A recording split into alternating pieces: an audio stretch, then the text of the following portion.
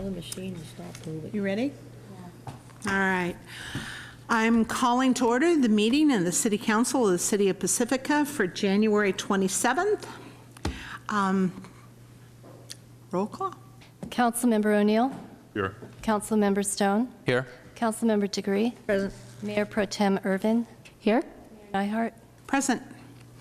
And the salute to the flag this evening is Councilmember O'Neill. I pledge allegiance to the flag of the United States of America and to the republic for which it stands, one nation, under God, indivisible, with liberty and justice for all. Where are they mating? Why are the two flags mating? You're in a bad street. Okay. We'll ignore it. Moving right along, is there a closed session report? Okay, and that brings us to the consent calendar. Councilmember Stone. Move approval. Councilmember Irvin. Second. Any discussion? I don't have any Okay. questions. All vote. Please vote. And that passes 5-0. That brings us to special presentations. And do we have our poet laureate here again? We do. Yep, sitting in the I middle. had actually intended for you to come back when you had a poem. Maybe she does. Maybe you do. Well, it's in the works. It's in the works. It'll be the next time. Don't rush, don't rush. Well, Dorcetta, I want to give you the proclamation that actually officially makes you the Poet Laureate of Pacifica. Whereas Pacifica is a community known for its vitality of its arts and culture, and whereas poetry is an art form that provides pleasure and expression for many citizens of Pacifica, whereas a poet laureate is a symbol of the important role that the arts play in the lives of our community members, and whereas the position of poet laureate honors an outstanding poet whose work has enriched the Pacifica community. Now, therefore, I, Mary Ann Nyhart, Mayor of the City of Pacifica, do join with the members of the City Council of the City of Pacifica in proclaiming Dorcetta Hale, Poet Laureate of Pacifica. And I urge all citizens to join in the enjoyment of the works of this longtime poet and resident, and in the celebration of the artistic heritage of our community. All right, thank you so much. I really appreciate this honor. You just can't imagine how much this means to me, and I love this town so much, and I will do everything I can to represent it in the best light possible. I love Pacifica, and anybody who comes here will appreciate how much everyone here who lives here and visits this wonderful, wonderful place. Thank you, Dorcetta. And I had one request last time. I think Councilmember Degree brought it up, but we were wondering if we could have a picture with you. Of course. Let's do it. Go down. You guys, yeah, let's go down. It's a light Roll meeting, going? so we get You have to be famous? Wow. I don't know where she wants us though. Okay. Didn't want to. Mike's got one. He's Okay. Where would you like us photographers? There's light over there. And I am going to actually give this to you. So.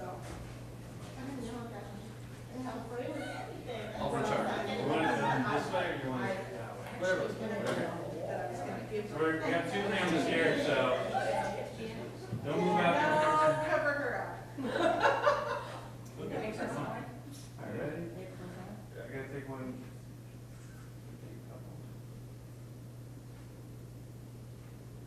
Oh, can I get my daughter over here for Facebook? Sure. Oh, sorry, Allison. Daughters are good. Oh, come in and sit her. Oh, there you go. Come on.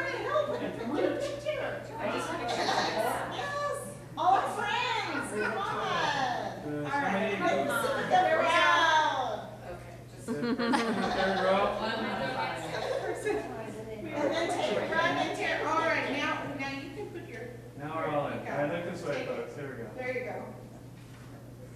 All right, and one more with Councilmember Stone. So I'll have you send this to me. All right, we're good. We'll post it out, all of us. All right, thank you so much. This is great, thank you.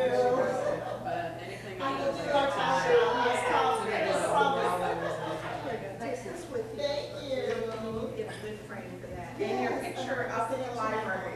Oh, perfect. Thank you very much. Thank you.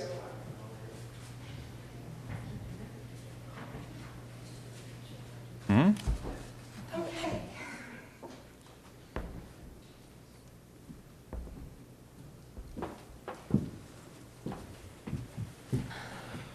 Okay.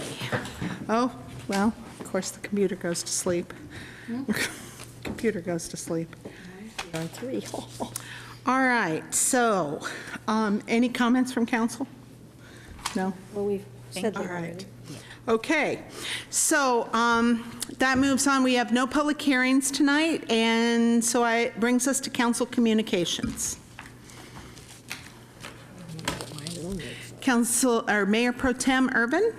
Okay, a lot of the things I attended during the last couple weeks were attended by most of the council, but I'll just go over them really quickly. I attended the Council of Cities dinner last Friday. It was a wonderful evening, and Supervisor Dave Pine gave us an update on what's going on with the county, and many important topics were covered, everything from our current drought that we're dealing with to things like sea level rise and what's going on with county budget, and it was very informative.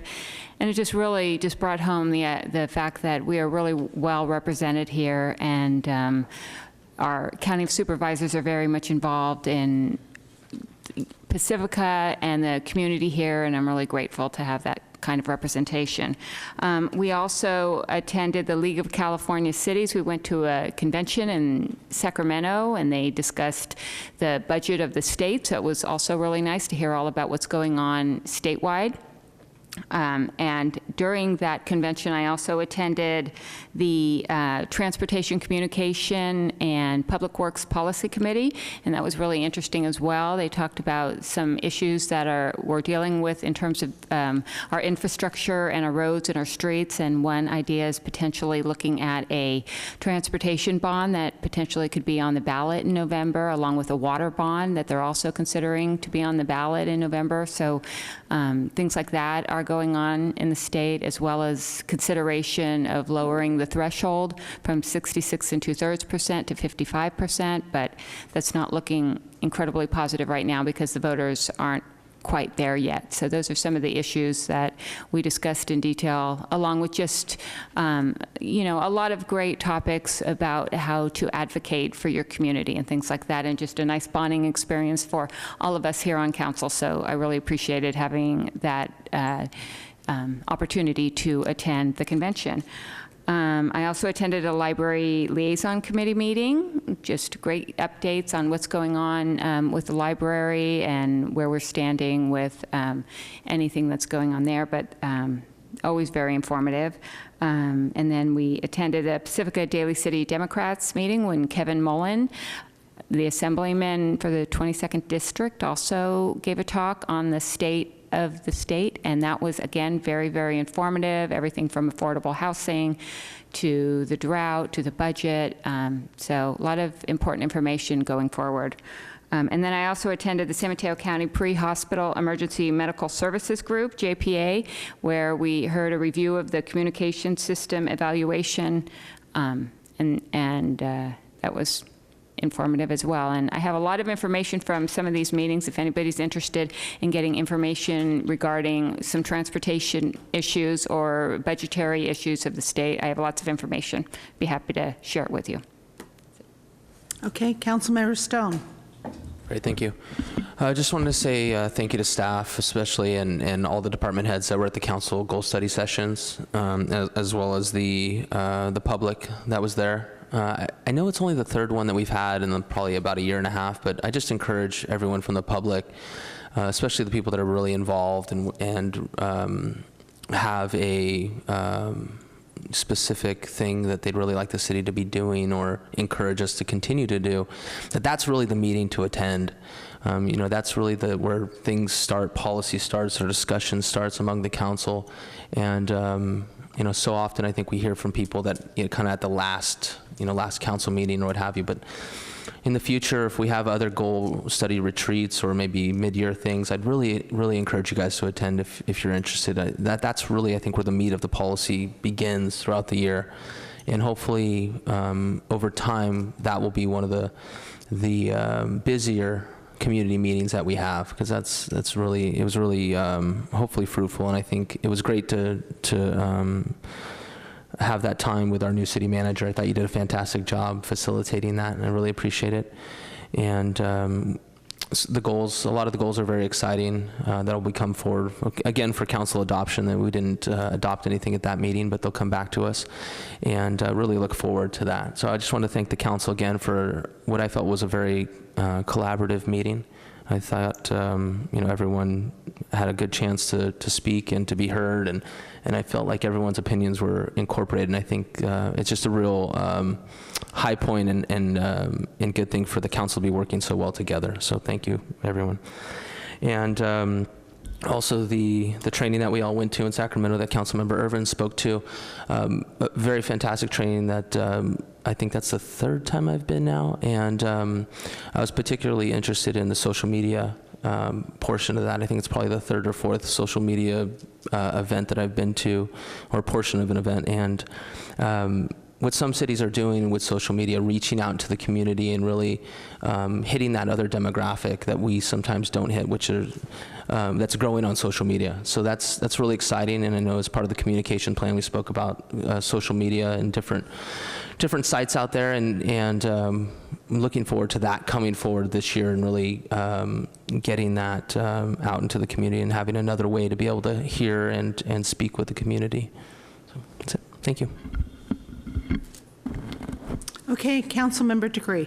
Right, as mentioned, we were all there at that Sacramento League of Cities meetings, and they highlighted Fremont. So if you want to look at fremont.com to see how they've done a good job with social media. So the website that's very helpful for all the things that I attend is San Mateo County. It has a very good website, and there you have housing and transportation and health. There's a lot going on, help out there for people needing help with housing. We have a housing shortage, to be sure, and so I wouldn't get my hopes up too high, but at least it's something to look at and to refer people to if they're having trouble, and that could mean even sharing. So that's HIP Housing that does that. The Airport Community Roundtable, we had a presentation by the spokesman, Doug Yaley, just a reminder that they are working on the airport runways, and so coming pretty soon in March, it'll probably get very noisy all around the city of Pacifica. I'm certainly not looking forward to that, and I believe PCT, Channel 26, is still running his statement about that, but it's going to last from March, I think, almost until July or August. So I hope it's not I hope I'm making it sound awful so that we'll be able to tolerate it. So I'm not looking forward to that at all. But in the long run, it will help us. Samtrans is running out a pilot program in Pacifica, which I believe starts either today or tomorrow. It's the circle from Lindemar going up Fassler, down Terra Nova, and that little piece of Odstad and down Lindemar. It's a circle. It's a regular bus route, but you can connect to like 5 other bus routes at Terra Nova and at Lindemar Park and Ride. And the pilot part is that a day ahead, if you know you're going to want it and you want a little bit more closer to curbs, not door to door, but curb service, you can call ahead by a day, and it'll be first come, first serve, obviously. But it's a pilot, so we'll see how it goes. Obviously, you can comment on these things so that we can improve upon them, which also reminds me that we have a shuttle, the Devil's Slide ride, which some people still think it's going to take them over Devil's Slide. It does not. It's a nice name it's a catchy name, so we hope that you will catch it. Get on. It goes to all of our commercial areas, and if we don't have riders, we will lose it. So that's very sobering, and it's in the commercial areas on the weekend only from 7 until 5:40.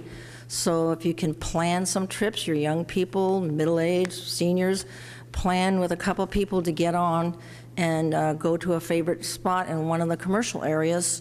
It doesn't come Manor, and Fairmont doesn't reach that far, but I think if we all try to plan some trips, because that shuttle is also hopefully going to be able to be kept so that it can connect to when the Devil's Slide Trail is opened up on March 22nd. So it's only a few months if we could really plan to ride it, because I'm afraid we will lose it.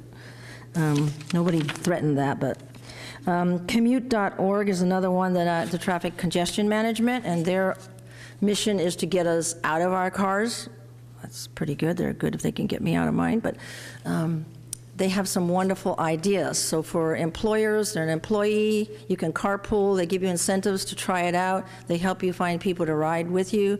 There's an emergency program. If you do take a carpool and you work with your employer and something happens to your child or someone, you can get an emergency ride that is paid for by the commute.org. And so if it's for school carpools or employee carpools, so all of those, and that one's commute.org, but most of these things you can find on the San Mateo County website. That's it. Okay, and Councilmember O'Neill. So I'll just say ditto, because I was at the same meeting as all of these people are at. Okay. I vouch for that. Thanks, Mike. And I could say ditto about that, too. I forgot that when you're last, it does all get taken after a while, except that I have a couple of things to add.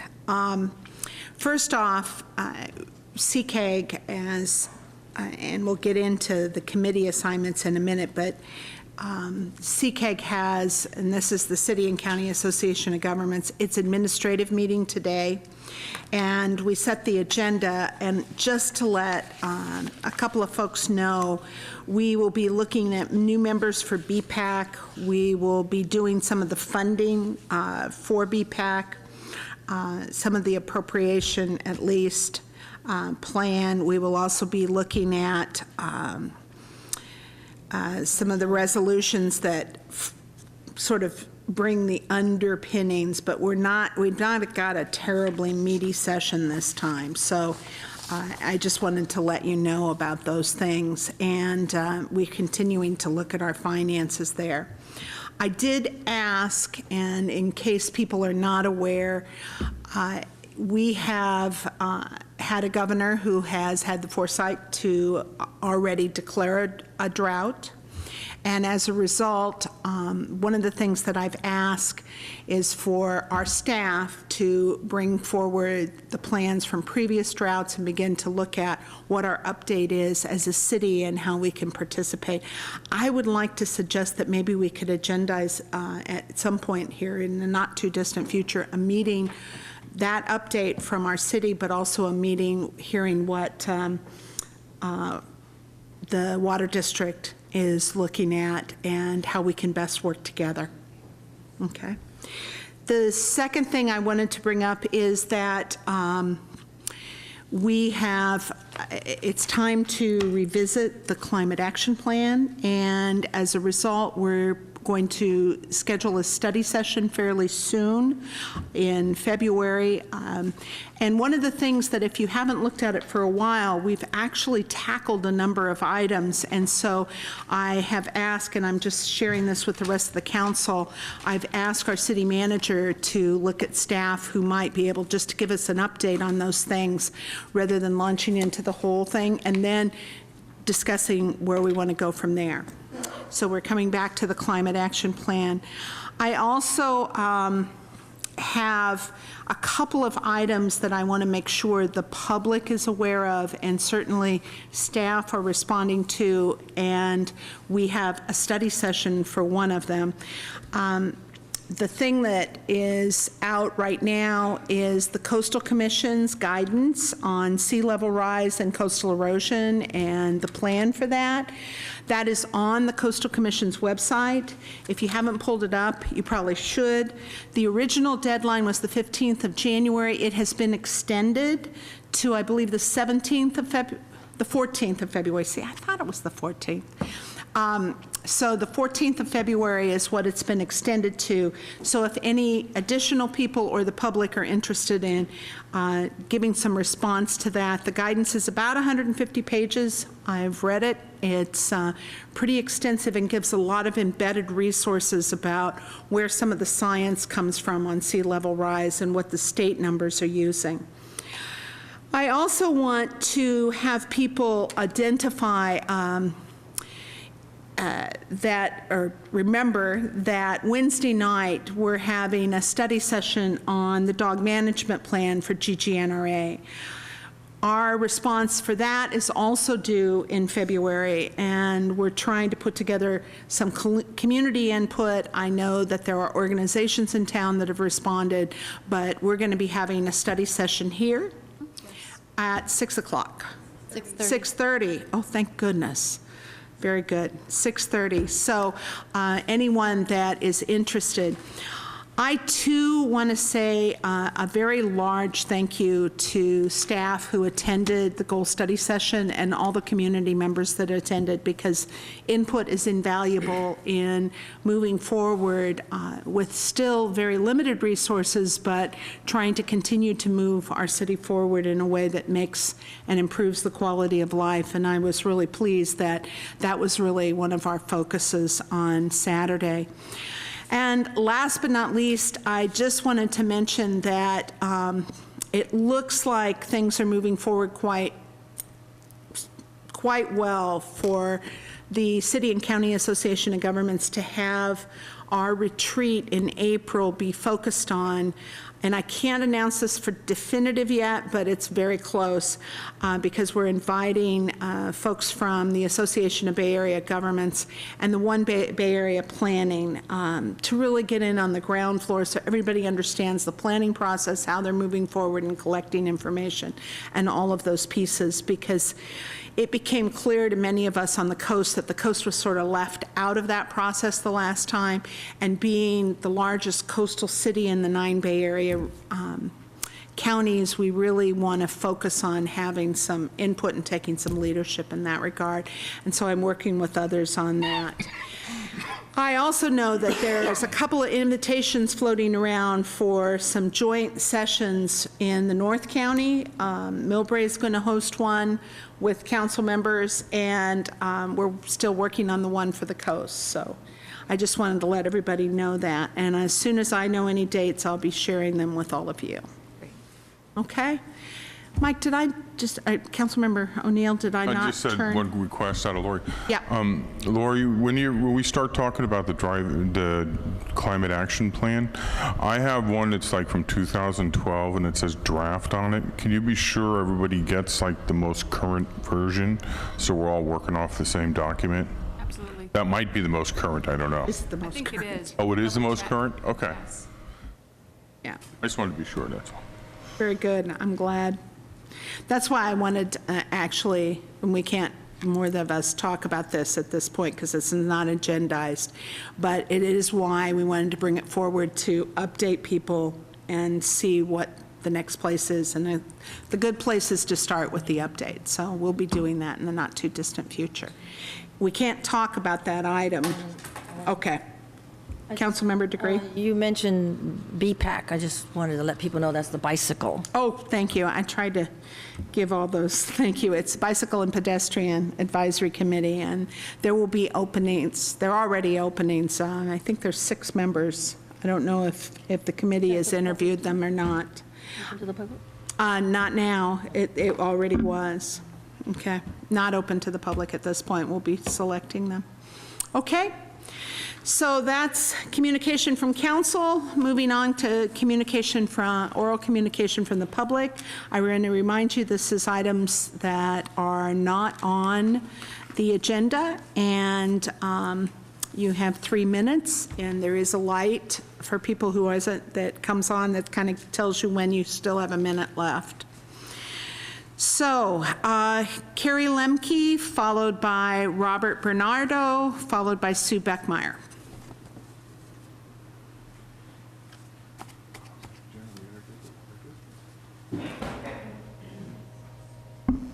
Baggy water? Hi, my name is Carrie Lemke. I'm the General Manager of the North Coast County Water District. Good evening, Mayor and members of the City Council. Good timing on our part and your part. Good. I just wanted to come this evening. As most of you are aware, approximately 10 days ago, the governor of the state of California declared an emergency of drought and is requesting 20% voluntary cutbacks at this point. Yeah, I thought it was important that we update you and the public on what we can do and where are we going in regards to this communications. At this time, the district customers are not subject to mandatory drought restrictions, but we are encouraging voluntary cutbacks of 20%. However, if the drought conditions do continue, we may have to go to rationing. We will not know the implications of that until approximately April 15th of this year. For those of you who don't know how we get our water, the North Coast County Water District purchases our water 100% from the San Francisco Public Utilities Commission. As part of the PUC, we have adopted in 2009 a water supply agreement which includes a water shortage contingency plan. That plan specifies how the district must ration water if we have mandatory rationing. Our 20% cutback for North Coast County Water District is actually approximately 22%. It's not based on a straight 20% cutback for all of the 26 member agencies. It's based on the 3 years past usage. And they're going to look at a lot of variables, but for the North Coast County Water District, it's an approximately 22% cutback. Increased water conservation at this time will help sustain our water in case there is going to be a shortage. There's many things our public can do, and one of those things, the district is having many free water-saving devices available to the public. I also brought each of you a bag of those devices. So each of you this evening can take a bag. We offer to the public free hose nozzles. We have water timers. We have aerators for your sink, for your bathrooms. These devices are free to the public, and we really want to strongly encourage people to get the word out to please come in and pick up these devices. We also offer toilet rebate programs, washing machine rebate programs. So all of those programs are incentives to the public to replace those types of appliances. Not only would they save water, they'll also save electricity at the same time. Many of these programs are also run in conjunction with PG&E, and therefore our customers can receive a dual rebate both for water and for energy usage. As I stated briefly, I know I'm almost done, the SFPUC has a timeline that we have to follow. Approximately April 15th is when the SFPUC will declare if mandatory or voluntary rationing will go into effect. Until that time, we're really not sure what our procedures will be. Carrie, that's fine. I just want to make sure that Carrie's invited back to give us a little more in depth, so you don't have to rush in your 3 minutes. That was our plan. So thank you very much for tonight. Thank you very much. And if you have any questions, please give me a call. Okay, very good. Thanks, Carrie, and we'll have you back. Robert Bernardo and Sue Beckmeyer, followed by Chris Fogel.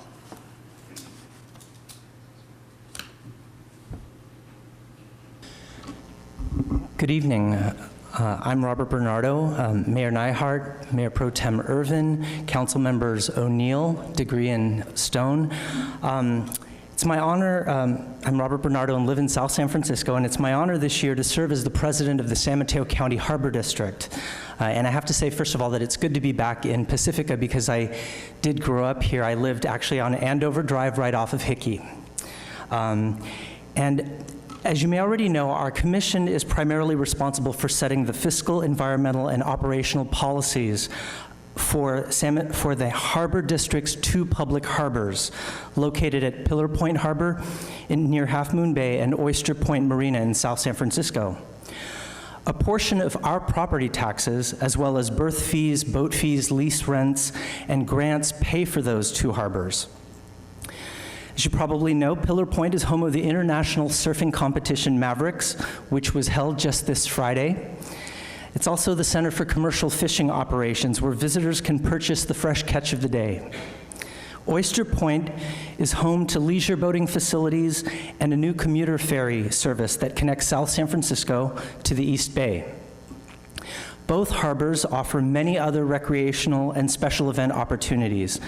So basically, I'm here tonight just to offer myself as a resource to the residents of Pacifica. If they have any questions about anything, I can be reached via email at rbernardo@smharbor.com, or just call me directly at home, and my home number is 650-794-1810. And thank you so much for giving me this opportunity to address the council tonight. Thank you. Thank you. Sue Beckmeyer, followed by Chris Fogel and Anita Reese. And that's the last card I have. Hello, I'm Sue Beckmeyer, co-president of the Library Foundation, and I'm here tonight to tell you about Litwave. Litwave, as you may recall, is Pacifica's literary festival. This is the third year that we have held this festival, and it is coordinated by the Pacifica Libraries in partnership with the Pacifica School District, Pacifica School Volunteers, Sanchez Art Center, Florey's Book Company, and the Pacifica Library Foundation. This was the brainchild of Gail Benjamin. She borrowed Lit Quake from San Francisco, and that's a 2-week festival. Ours is just mostly concentrated on a weekend, although this year we do have 4 events that'll be going on throughout the last week of February, focused specifically on Pacifica schools, and they're all poetry related. So that's going to be fun. Those include Poem in Your Pocket, Poems in Chalk. We'll have teen poetry slam with Mike Taylor, who's been working with our 5th graders. In addition to that, we have something for preschoolers on the 27th of February.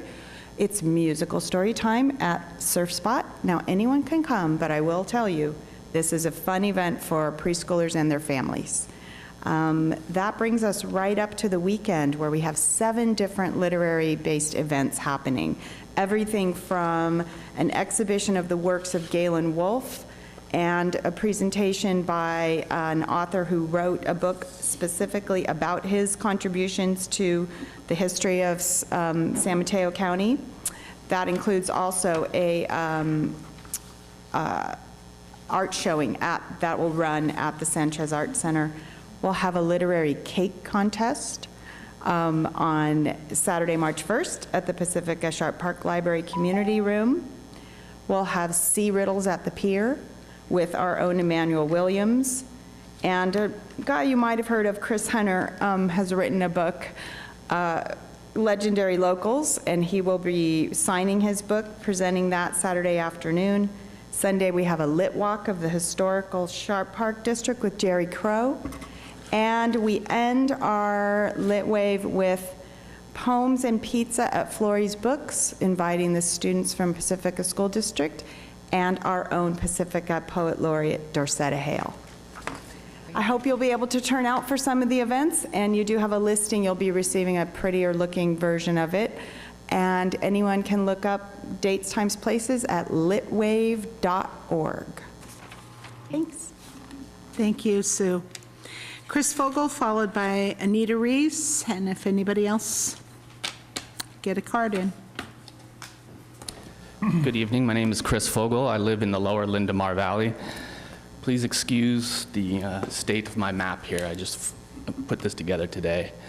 Perhaps not many of the public is aware that Lindemar Boulevard will be repaved, I believe this summer, from the point of Highway 1 all the way to Adobe Road. And it's unfortunate, but a lot of people in the Lindemar Valley are aware of the kind of the dangerous nature of walking along this boulevard. And I'm hoping that as it's repaved, some simple steps can be done to mitigate the dangers that we as pedestrians face. I often cross this boulevard, Lindemar Boulevard, and it always seems very dangerous to me. I'm running out of the way of cars that are approaching me or bearing down on me or my family or my neighbors as I'm in the crosswalk. And I thought, like, what am I doing wrong here? All these intersections are like that. Maybe they share some sort of similar problem. And I took a look at it, and I believe they do, and I wanted to show you what I found. When the crosswalks are marked, generally speaking, you want to have crosswalks that intersect here on the inner portion of them. You'll see here that they don't on this corner, and they don't intersect on this corner. And the reason you want to have them intersect here is that as a pedestrian, you kind of want to be able to step out into the crosswalk here at the apex where everyone can kind of see you. When you're stepping out from here, here's where you would press the button to cross. The car that's stopped is over here. And here's the driver. He's got to go and look at you around the corner here and down the street. It's a little more obvious when you're there in person. There's a large hedge here. Any car behind that car that's parked won't see you. And so when you step out, when the light turns green and the cars come, they don't see you, and they kind of come across, and you're forced to either jump out of the way or step back, or the car, I've had one kind of skid out around me here. Also, additionally, you'll see that the angle of these corners are very slight. It's a large curvature to those angles, and that lets cars kind of approach the intersection at speed. Another dangerous intersection, and I've thought I was a goner at this one a few times, is here at the intersection where you drive into the Safeway, the Lindenmar Shopping Center. Here again, you'll see that the crosswalk is about 40 feet away from where the driver sits here in his car. It's really down the street and around the corner. And again, as you step out, cars aren't looking, they don't see you here, you're not in their field of vision, and they swoop out and you're forced to kind of step back. And this is all occurring during the day. At night, I wouldn't even want to try it. Just thought I'd bring you that to your attention when this could easily be restriped during the... Thank you, Chris. Thank you. And Anita Reese.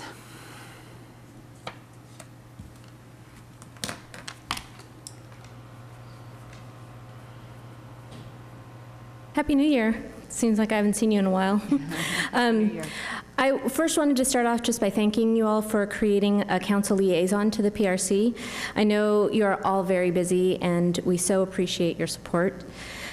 We just finished up our holiday programs, Adopt a Family. We served 124 families with 242 children this last holiday season. And last year, we provided food to nearly 10% of Pacifica residents. Just nearly 3,600 people. We provided housing assistance to over 50 households, helping them avoid homelessness. So this is when we'll pay their back rent to help them stay in their house, in their housing, or in certain circumstances, pay for their move-in costs so they can move to a more affordable place. And then we also provided motel vouchers and shelter advocacy for 150 homeless folks in town.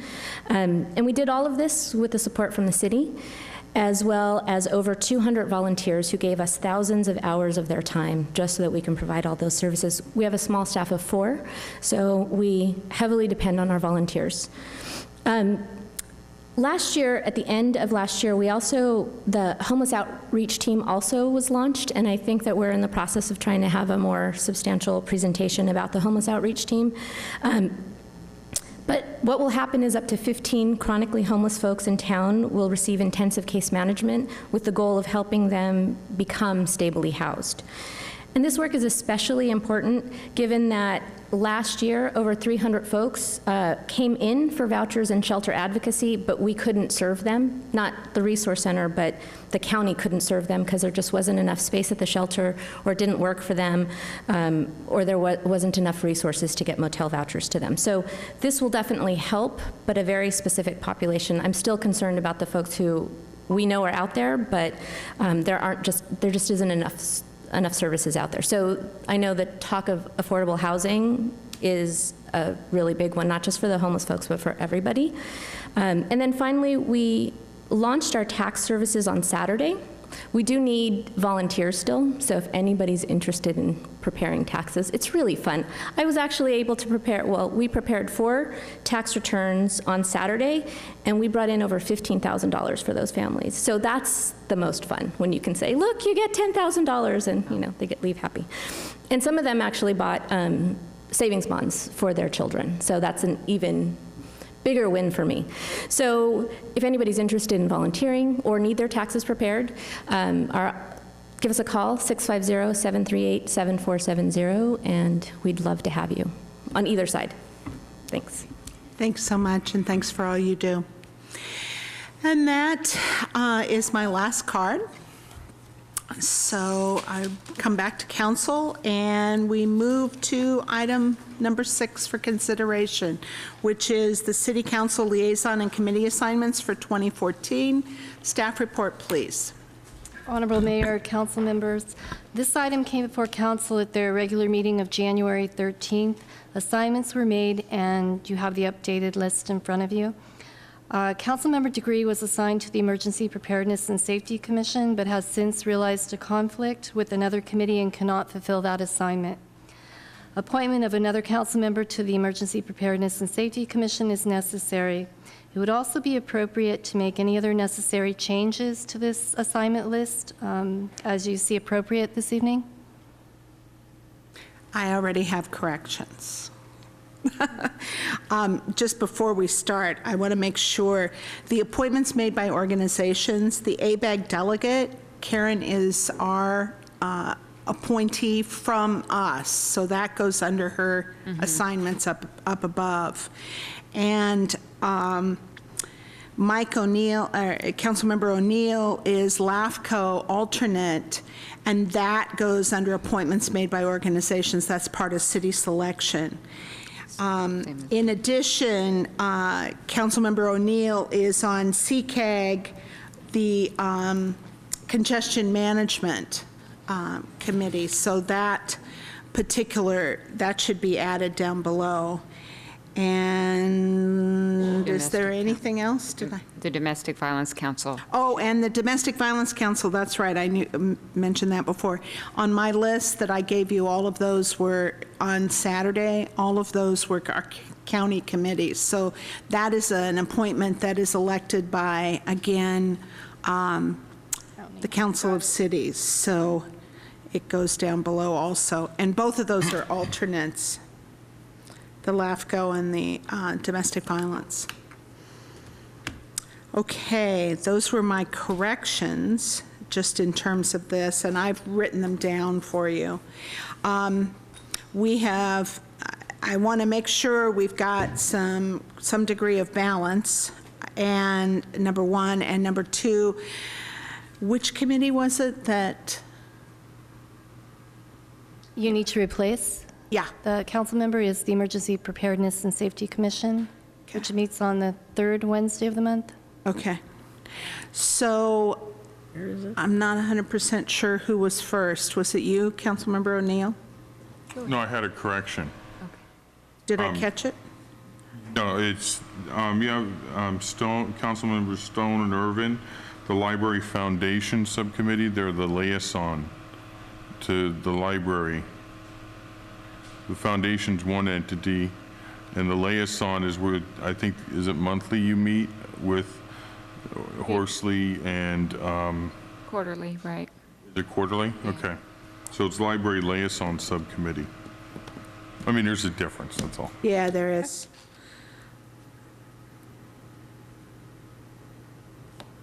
And I'm on the board of the foundation, but I don't think, that's not chosen by council. Okay, Councilmember Stone. I was just going to ask about which committee Councilmember Degree had And it was emergency preparedness. but along with, I guess we figured out it's open space. Is that right? There was conflict with open space, the park. Those are the two that are, okay, I was just wondering here. Okay. And Councilmember Urban. Just, so the Emergency Services Council is the one that, is that the same as emergency preparedness? That, Oh, they're Check with different. Kathy. They're different. They're different. okay, and the one that you can't attend is emergency Preparedness. Preparedness Commission. It's located at the police station. It's here. Okay. It's the commission, our commission. Okay. Okay, and how often does that meet? That's monthly. Monthly, third Wednesday of the month. Okay, okay. And So, I'm waiting on Ms. a Mayor, what are you looking volunteer. for? I'm waiting on a volunteer for the commission. I can't do that one. I've done it before. I like the committee, but I can't do that Wednesday evening, or else I'd love to volunteer. Okay. Councilmember O'Neill, Councilmember Irvin. I can't do it either. I could volunteer, but it does bring about, just, I'd like to see a little balance with some of these. I know Sue has a lot of committees, and I do as well. I'm happy to have that one, but if anybody else, I don't know how Sue's feeling about, I think she's on, and just, it looks a little imbalanced, that's all. I don't have a problem, I just couldn't do both at Okay. one time. I was just going to throw out there that in looking at this list, I mean, it's easy to, you look at the different committees, but the thing that really jumps out is the monthly meetings, right?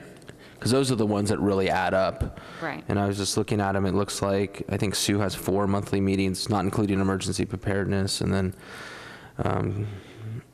Councilmember Irvin has at least 2 or 3, and I have 2, and Mike has a couple. So, I mean, it's all about the load that you're able to do. Some nights are hard for me because of my other commitments, but I don't know how the mayor wants to go about resolving this, but it's up to I'm just basically you. looking for a volunteer because, I mean, I have 9 monthly meetings. For, So for volunteer. Emergency Preparedness Commission, it is a monthly meeting, and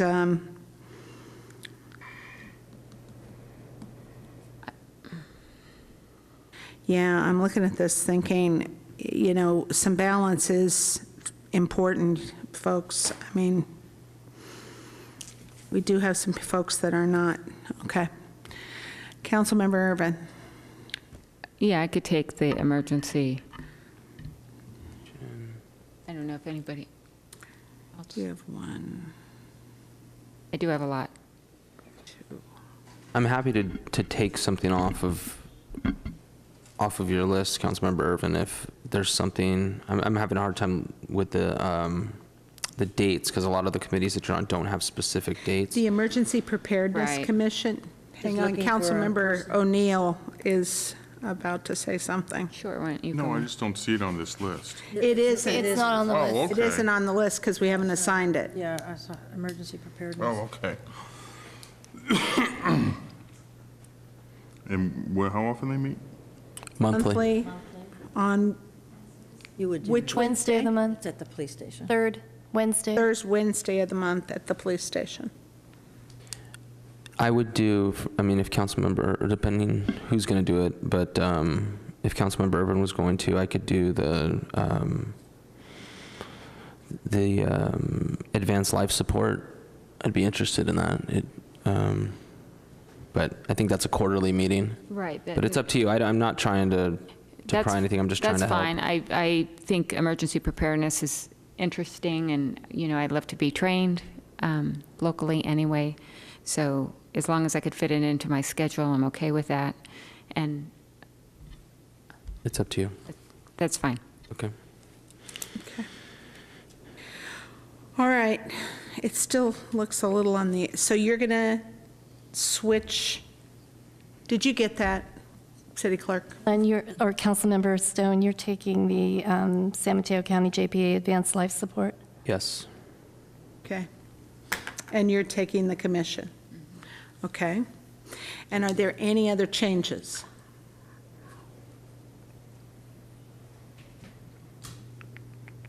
Councilmember Stone? I didn't hit my light intentionally anyway. Oh, okay. No comment.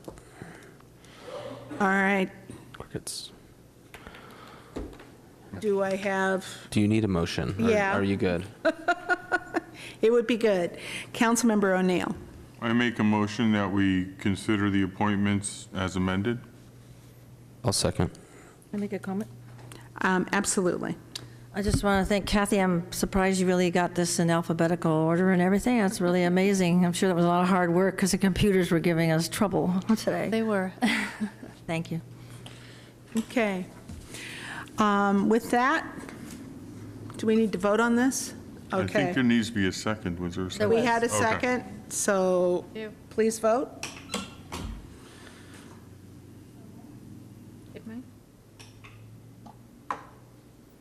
Have 4. Did I? No. Ah, I just turned mine on. Okay.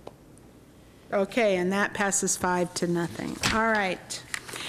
And that brings us to the end of our meeting. Thank you and good night.